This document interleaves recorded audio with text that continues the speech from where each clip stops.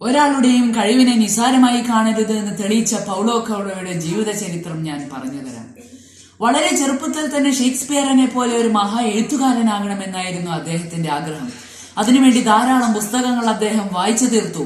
പക്ഷേ തന്റെ എഞ്ചിനീയറായ പിതാവ് അതിനെ നിരസിച്ചു. തന്നെ പോലെ തന്റെ മകനും ഒരു എഞ്ചിനീയർ ആകണമെന്നായിരുന്നു അദ്ദേഹത്തിന്റെ ആഗ്രഹം. ബ്രസീലിൽ എഴുത്തുകാരനായാൽ ജീവിക്കാനുള്ള വരുമാനം ലഭിക്കില്ല എന്നായിരുന്നു മാതാപിതാക്കളുടെ വാദം. മാതാപിതാക്കളുടെ എതിർപ്പ് കൂടുന്തോറും തന്നിൽ എഴുത്തുകാരനാകണമെന്ന ആഗ്രഹം വർദ്ധിച്ചുകൊണ്ടേയിരുന്നു.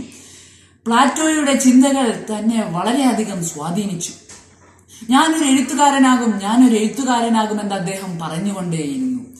23-ാമത്തെ വയസ്സിൽ അദ്ദേഹം നിയമപഠനത്തിനായി ലോ കോളേജിൽ ചേർന്നു. പക്ഷെ അവിടെ വെച്ച് അദ്ദേഹം മയക്കുമരുന്ന് ഉപയോഗം ആരംഭിക്കുകയും മയക്കുമരുന്നിന് അടിമപ്പെടുകയും മയക്കുമരുന്ന് ഉപയോഗം കാരണം കോളേജിൽ നിന്ന് പുറത്താക്കപ്പെടുകയും ചെയ്തു.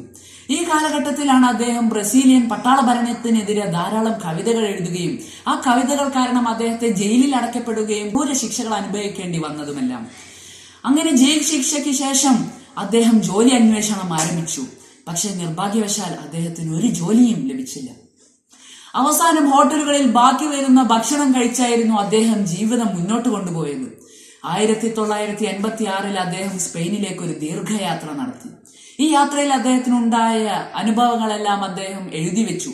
അവിടെ വെച്ചാണ് അദ്ദേഹത്തിന്റെ രചന ആരംഭിച്ചത്. അങ്ങനെ അദ്ദേഹത്തിന്റെ ജീവിതം മാറിമറിഞ്ഞു. 1987 അദ്ദേഹം അൽക്കെമിസ്റ്റ് എന്ന പ്രശസ്ത നോവൽ രചിച്ചു. 81 ഭാഷകളിലായി 10 കോടിയിലധികം പകർപ്പുകൾ വിറ്റഴിച്ചു. തുടർന്നും 31 ഗ്രന്ഥങ്ങൾ പല ഭാഷകളിലായി ലോകത്തെല്ലായിടത്തും 20 കോടിയിലധികം കോപ്പികൾ വിറ്റഴിഞ്ഞു. അങ്ങനെ അദ്ദേഹം ഇന്ന് അറിയപ്പെടുന്ന ലോക പ്രശസ്ത എഴുത്തുകാരിൽ ഒരാളായി മാറി. അൽക്കെമിസ്റ്റിലെ ചില വചനങ്ങൾ ഞാൻ പറഞ്ഞു തരാം. 1. ലോകത്തെ ഏറ്റവും വലിയ വിഡ്ഢിത്തം മറ്റുള്ളവരെ പോലെ ആകാൻ ശ്രമിക്കുന്നതാണ്. 2. ഒന്നും വെറുതെ കിട്ടണമെന്ന് ആഗ്രഹിക്കരുത്, കാരണം വെറുതെ കിട്ടുന്ന വസ്തുക്കൾ പലപ്പോഴും നമുക്ക് ഉപകാരപ്പെടാറില്ല. 3. ആരെയും നിസാരമായി കാണരുത്. നിസാരമായി കാണുന്ന വ്യക്തികളോ വസ്തുക്കളോ ആകാം നമ്മുടെ ജീവിതത്തിലെ വഴിത്തിരിവ്. 4. ഓരോരുത്തരും തന്റെ ജീവിത നിയോഗം തിരിച്ചറിയണം. ലക്ഷ്യസ്ഥാനത്തെത്താനുള്ള ഒരു വഴിയാണത്. 5. യാത്രകളാണ് പലപ്പോഴും പലരുടെയും ജീവിതത്തെ മാറ്റിമറിക്കുന്നത്. 6.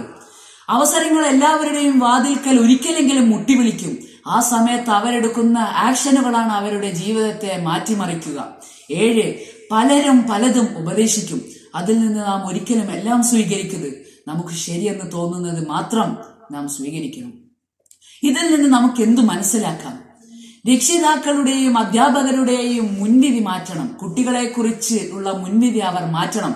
മറിച്ച് കുട്ടികളുടെ കഴിവിനെ മനസ്സിലാക്കുകയും അവരുടെ കഴിവിനെ പ്രോത്സാഹിപ്പിക്കുകയും ആണ് ചെയ്യേണ്ടത് എന്ന് പറഞ്ഞുകൊണ്ട് ഞാൻ എന്റെ വാക്കുകൾ ചുരുക്കുകയാണ്.